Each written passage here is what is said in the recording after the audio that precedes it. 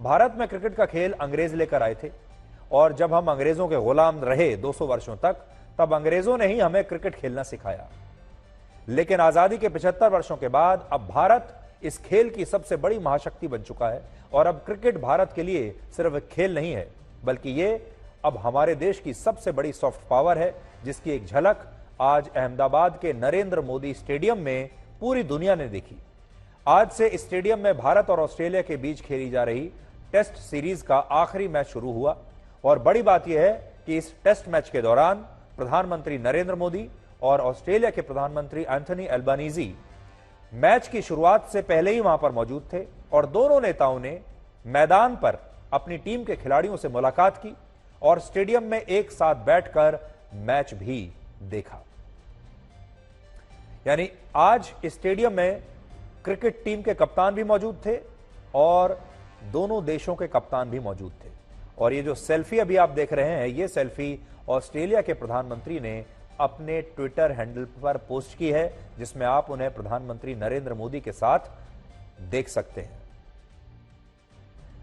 जैसे दो दोस्त, ऐसा लगता है जैसे दो दोस्त एक साथ मैच देखने के लिए आए हैं और दोनों अलग अलग टीमों को सपोर्ट कर रहे हैं। तो क्रिकेट टीम के कप्तान भी आज मैदान पर मौजूद थे और देशों के कप्तान भी, राजनीति के कप्तान, कूटनीति के कप्तान भी आज अपने अपनी टीम के कप्तानों के साथ मौजूद थे। हम आपको क्रिकेट वाली इस कूटनीति के बारे में आज विस्तार से बताएंगे, लेकिन सबसे पहले आप प्रधानमंत्री मोदी का ये पावर प्ले देखिए, जिसमें आपको भारत की जबरदस्त बैटिंग दिखाई देगी।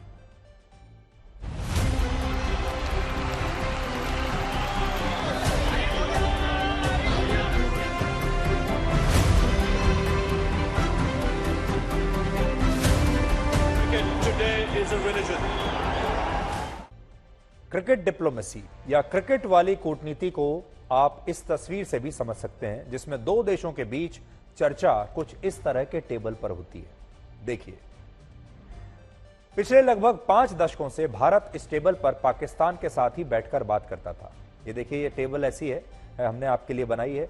इसको आप समझिए कि ये क्रिकेट के बैट जैसे शेप की टेबल है और इसी को क्रिकेट डिप्लोमेसी कहते हैं। बीच में क्रिकेट है, क्रिकेट का बैट है और दोनों तरफ कूटनीति की दोनों देशों की टीमें बैठी हुई हैं।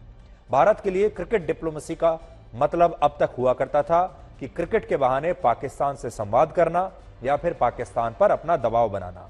जब दोस्ती करनी है तो पाकिस्तान के साथ क्रिकेट खेल लो और जब दोस्ती नहीं निभानी है, दुश्मनी करनी है, बातचीत बंद करनी है तो क्रिकेट खेलना बंद कर दो। तो क्रिकेट की जो डिप्लोमेसी है, ये हमेशा हमने पाकिस्तान के साथ ही लागू की है और हम कभी भी पाकिस्तान से आगे क्रिकेट की इस ताकत को लेकर बढ़ नहीं पाए थे, सिर्फ पाकिस्तान तक सीमित रखा। भारत के पूर्व प्रधानमंत्रियों ने क्रिकेट का मैच देखने के लिए सिर्फ पाकिस्तान के राष्ट्राध्यक्षों को ही हमेशा आमंत्रित किया और इस दौरान पाकिस्तान के पूर्व प्रधानमंत्री और राष्ट्रपति भारत में मैच देखने अक्सर आते थे। लेकिन यह कूटनीति भारत और पाकिस्तान के बीच ही ज्यादातर सीमित रही। लेकिन मोदी सरकार ने इसे अंतर्राष्ट्रीय स्तर पर ले जाने के लिए इस टेबल पर अब दूसरे देशों को भी एक साथ बैठाने का फैसला किया और आज की ये तस्वीरें उसी नए इनिशिएटिव के बारे में आपको बताती है। आज ऐसा पहली बार हुआ जब भारत और ऑस्ट्रेलिया के प्रधानमंत्री ने स्टेडियम में एक साथ बैठकर इस तरह कोई क्रिकेट मैच देखा और नोट करने वाली बात यह है कि दोनों देशों ने ऐसा करके अपनी दोस्ती के 75 वर्ष पूरे होने का भी जश्न मनाया। यानी अमृतकाल जो है भारत की आजादी का ही नहीं है, भारत और ऑस्ट्रेलिया के बीच संबंधों का भी ये अमृतकाल है। अहमदाबाद के जिस स्टेडियम में आज भारत और ऑस्ट्रेलिया के प्रधानमंत्री मौजूद थे, वो दुनिया का सबसे बड़ा क्रिकेट स्टेडियम है, जिसमें 1,32,000 लोग बैठ सकते हैं। यह आपके लिए भी गर्व करने वाली बात है, क्योंकि आपके देश में पूरी दुनिया का सबसे बड़ा क्रिकेट स्टेडियम मौजूद है और इस स्टेडियम में 32 फुटबॉल स्टेडियम्स समा सकते हैं। इसके अलावा यह वही स्टेडियम है जिसमें वर्ष 2020 में अमेरिका के पूर्व राष्ट्रपति डोनाल्ड ट्रंप आए थे और यहां एक बहुत ही भव्य कार्यक्रम का आयोजन किया गया था। सोचिए, एक समय था जब भारत को सपेरों का देश कहा जाता था, a country of snake charmers, और पश्चिमी देशों के लोग और पत्रकार भारत में पावर्टी टूरिज्म के लिए आते थे, भारत की गरीबी देखने के लिए आते थे और भारत की गरीबी का मजाक उड़ाते थे। लेकिन आज हम इन तमाम लोगों से पूछना चाहते हैं कि ये पश्चिमी मीडिया, पश्चिम के लोग क्या दुनिया के इस सबसे बड़े स्टेडियम की भव्य तस्वीरें खींचने के लिए और इन्हें दुनिया को दिखाने के लिए भारत आएंगे? क्या दुनिया के सबसे बड़े क्रिकेट स्टेडियम की तस्वीरें आपको पश्चिमी मीडिया के फ्रंट पेज पर कभी दिखाई देंगी? सॉफ्ट पावर का मतलब होता है एक ऐसी ताकत जिसमें लोगों को प्रभावित करने का बल होता है। यानी हर वो चीज किसी देश की सॉफ्ट पावर हो सकती है जो पूरी दुनिया को प्रभावित करती है। जैसे हॉलीवुड अमेरिका की सॉफ्ट पावर है, जिसके जरिए अमेरिका ने दुनिया भर में अपनी सुपर पावर वाली छवि को स्थापित किया, लोगों को बताया कि उसके पास हर मुश्किल और हर चुनौती से लड़ने का सामर्थ्य है और वो एक सुपर हीरो की तरह है। इसी तरह भारत के लिए उसकी हजारों साल पुरानी संस्कृति बहुत बड़ी सॉफ्ट पावर है। योगा, आयुर्वेद, ये सब हमारी सॉफ्ट पावर है। लेकिन अब इसमें एक नाम और जुड़ गया है और वो है क्रिकेट का खेल। और अब हम क्रिकेट के इस खेल में जो हमारी महाशक्ति है, अब इसका विस्तार पूरी दुनिया में कर रहे हैं। अब आप ये तस्वीरें देखिए। इन तस्वीरों को देखने के बाद पाकिस्तान के लोग क्या कह रहे होंगे? जो अभी हमने आपको तस्वीर दिखाई, अब आप सोचिए कि पाकिस्तान के लोग क्या कहते होंगे इन तस्वीरों को देखने के बाद। वहां के लोग आज अपनी सरकार से जरूर पूछेंगे कि आखिर पाकिस्तान की सॉफ्ट पावर क्या है। भारत को आज उन्होंने देखा, होली हमारी सॉफ्ट पावर बन गई, दिवाली हमारी सॉफ्ट पावर बन गई। दुनिया के बड़े बड़े नेता भारत आकर होली मना रहे हैं, दिवाली मना रहे हैं। दुनिया के बड़े बड़े नेता ट्वीट कर रहे हैं, अपनी होली खेलते हुए तस्वीरें डाल रहे हैं। यह भारत की सॉफ्ट पावर है। पाकिस्तान की सॉफ्ट पावर क्या है? आज जब भारत अपने त्योहारों और संस्कृति को और क्रिकेट के खेल को एक सॉफ्ट पावर के रूप में इस्तेमाल कर रहा है, तब पाकिस्तान ऐसा क्यों नहीं कर पा रहा? आज पाकिस्तान के लोग ये सवाल जरूर पूछेंगे अपनी सरकार से। आज पाकिस्तान के लोगों को ये वीडियो अपनी सरकार को जरूर दिखाना चाहिए और पाकिस्तान की सरकार और वहां के नेता आज इन तस्वीरों को देखकर शर्मिंदा तो जरूर होंगे, क्योंकि उन्होंने भी अपनी आजादी का रास्ता उसी दिन शुरू किया था, सफर उसी दिन शुरू किया था जिस दिन हमने किया था। आज भारत कहां निकल गया और पाकिस्तान कितना पीछे छूट गया। अमेरिका की एक नई रिपोर्ट आई है, 40 पन्नों की यह रिपोर्ट है। मैं आपको बताता हूं, उस रिपोर्ट को पढ़कर भी बताऊंगा। और इस रिपोर्ट का नाम है annual threat assessment of the US intelligence community. यानी ये वो रिपोर्ट है जिसमें अमेरिका द्वारा हर साल बाहरी खतरों का आकलन किया जाता है और इस बार इसमें भारत और पाकिस्तान के बीच फिर से तनाव बढ़ने की आशंका जताई गई है। अब देखिए इस रिपोर्ट में क्या क्या लिखा है। इसमें लिखा है कि 2021 में एलओसी पर हुए सीज फायर समझौते के बाद से भारत और पाकिस्तान दोनों देश शांति कायम रखना चाहते हैं, लेकिन क्योंकि पाकिस्तान का पुराना इतिहास रहा है कि वो भारत के खिलाफ आतंकवादी संगठनों और भारत विरोधी ताकतों का समर्थन करता है, उन्हें बढ़ावा देता है, इसलिए इसकी वजह से दोनों देशों के बीच तनाव और बढ़ सकता है और दोनों देशों के बीच कश्मीर फिर से एक फ्लैश पॉइंट बन सकता है। और इसमें भी यह लिखा है कि प्रधानमंत्री नरेंद्र मोदी के नेतृत्व में अब भारत बदल चुका है और अगर अब पाकिस्तान भारत को उकसाने की कोई नई कोशिश करता है या कुछ भी ऐसा करता है जो भारत के हित में नहीं है, तो भारत इसका जवाब सैन्य कार्रवाई से दे सकता है। यह इसमें लिखा है, पढ़कर मैं आपको बताता हूं। यह लिखती है रिपोर्ट, इसमें लिखा है Pakistan has a long history of supporting anti India militant groups and under the leadership of prime minister Narendra Modi, India is more likely than in the past to respond with military force to perceived or real Pakistani provocations.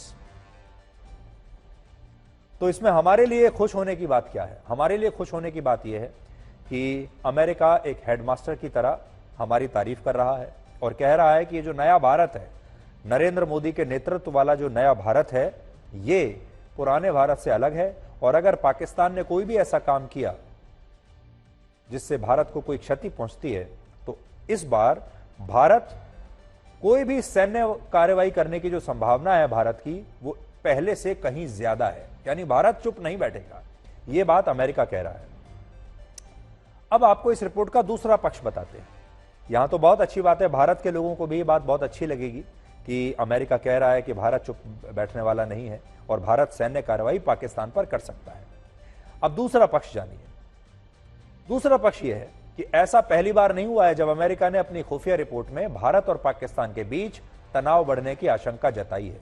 सच्चाई है कि America कई दशकों से ऐसा ही कहता आ रहा है। हर बार अपनी हर वार्षिक रिपोर्ट में वो यही बताता है, इस रिपोर्ट में यही बताता है कि भारत और पाकिस्तान दोनों परमाणु संपन्न देश हैं। दोनों देशों के बीच कश्मीर को लेकर तनाव बढ़ सकता है, लेकिन ऐसा कहकर वो हमेशा पाकिस्तान की मदद करता है। यह रिपोर्ट वर्षों से दे रहा है यही कि भारत और पाकिस्तान आपस में भिड़ सकते हैं, कश्मीर एक फ्लैश पॉइंट बन सकता है। लेकिन फिर उसके बाद अमेरिका क्या करता है, वो देखता है कि दोनों के बीच में एक इम्बैलेंस है, भारत बड़ी शक्ति है, पाकिस्तान छोटी शक्ति है, और फिर वो इस इम्बैलेंस को, असंतुलन को भरने के लिए पाकिस्तान की मदद करने लगता है। यानी जो पाकिस्तान आतंकवादियों को शरण देता है, अमेरिका उसकी मदद करता है। उस पाकिस्तान की मदद करने के लिए अमेरिका अपनी इस रिपोर्ट में यह दिखाता है कि भारत और पाकिस्तान परमाणु संपन्न देश हैं, दोनों के बीच युद्ध हो सकता है, और फिर वो इन दोनों देशों के बीच इस असंतुलन को मिटाने के लिए पाकिस्तान को कई तरह से मदद भेजता है। आजादी के 75 वर्षों के बाद पहली बार ऐसा हुआ जब अमेरिका की अंतरिक्ष एजेंसी नासा और भारत की अंतरिक्ष एजेंसी इसरो ने संयुक्त रूप से पार्टनरशिप में किसी नए सैटेलाइट को विकसित किया है। इस सैटेलाइट एक विमान के जरिए 8 मार्च को अमेरिका के कैलिफोर्निया से बेंगलुरु लाया गया है, और उसकी तस्वीरें इस समय आपकी स्क्रीन पर हैं। अब ये भारत पहुंच चुका है। नासा और इसरो के इस जॉइंट वेंचर को एक खास नाम दिया गया है, और वो नाम है नाइसार। नाइसार का मतलब क्या है? NISAR, नाइसार, यानी NASA ISRO synthetic aperture radar, ये इसकी फुल फॉर्म है, इसीलिए इसे नाइसार कहा गया है। एक ऐसा सैटेलाइट है जिसका एक भाग नासा द्वारा विकसित किया गया है और एक भाग इसरो द्वारा विकसित किया गया है, और यह भी पहली बार हुआ है। इससे पहले अगर नासा द्वारा किसी सैटेलाइट का निर्माण किया जाता था तो इसमें इसरो की जो भूमिका थी वो बहुत ज्यादा नहीं होती थी, बहुत मामूली भूमिका होती थी, और हम नासा के साथ जॉइंट वेंचर में ऐसे सैटेलाइट नहीं बना पाते थे। लेकिन इस बार हमारी पार्टनरशिप बराबरी की रही है, और हमने 50-50 पार्टनरशिप में नासा के साथ यह सैटेलाइट बनाया है, जिसे अमेरिका के कैलिफोर्निया की एक लैब में इंटीग्रेट किया गया, और बाद में इसे कल ही बेंगलुरु लाया गया, जहां अब इसे अगले साल लॉन्च करने के लिए तैयार किया जाएगा। अब इस सवाल पर आते हैं कि यह सैटेलाइट खास क्यों है। तो यह दुनिया का पहला ऐसा सैटेलाइट है जो अंतरिक्ष से पृथ्वी की सतह को सबसे करीब से स्कैन कर सकता है, और पृथ्वी की सतह में होने वाले छोटे से छोटे बदलाव के बारे में भी पता लगा सकता है। यानी इसकी नजरों से कुछ भी छिप नहीं सकता, और इसे 5 तरह की जानकारियां इकट्ठा करने के मकसद से इसका निर्माण हुआ है। पहला, ये पृथ्वी की सतह में होने वाले सभी परिवर्तन और इकोसिस्टम में होने वाले बदलावों की जानकारी उपलब्ध कराएगा, जिससे जलवायु परिवर्तन को समझना आसान होगा। दूसरा, भूकंप और सुनामी जैसे प्राकृतिक आपदाओं के बारे में ये पहले से अलर्ट करेगा। तीसरा, इस सैटेलाइट से जो डेटा मिलेगा उसकी मदद से फसलों की पैदावार बढ़ाई जा सकेगी और मिट्टी में नमी का अध्ययन भी किया जा सकेगा, जिससे किसानों की आमदनी बढ़ाने में मदद मिल सकती है और किसानों की फसलों को होने वाले नुकसान को कम किया जा सकता है। चौथा पॉइंट, ये इंफ्रास्ट्रक्चर मॉनिटरिंग के लिए भी डेटा उपलब्ध कराएगा, जिससे दुनिया में जंगलों की कटाई की निगरानी मुमकिन होगी। और पांचवी बात यह कि सैटेलाइट की मदद से यह भी पता चलेगा कि पृथ्वी पर मौजूद ग्लेशियर्स कितनी तेजी से पिघल रहे हैं, समुद्र के जल स्तर में कैसे वृद्धि हो रही है, और कार्बन स्टोरेज की इस समय दुनिया में क्या स्थिति है। यह दुनिया में इस तरह का पहला ऐसा सैटेलाइट है, और इसे नासा और इसरो ने 50-50 की पार्टनरशिप में निर्माण किया है। जबकि एक जमाना ऐसा था जब पश्चिमी देशों में इसरो की ताकत को कम करके आंका जाता था, और भारत अगर अमेरिका से अंतरिक्ष के क्षेत्र में कोई सहयोग मांगता भी था तो अमेरिका हमेशा इनकार कर देता था। आपको याद होगा 1999 में कारगिल युद्ध के दौरान भारत ये जानना चाहता था कि इस क्षेत्र में पाकिस्तान की सेना कहां छिपकर बैठी है, और तब हमने अमेरिका से कारगिल का जीपीएस सैटेलाइट डेटा शेयर करने के लिए कहा था कि हमें जीपीएस डेटा दे दीजिए कारगिल के ऊपर, लेकिन अमेरिका ने यह डेटा देने से इनकार कर दिया था।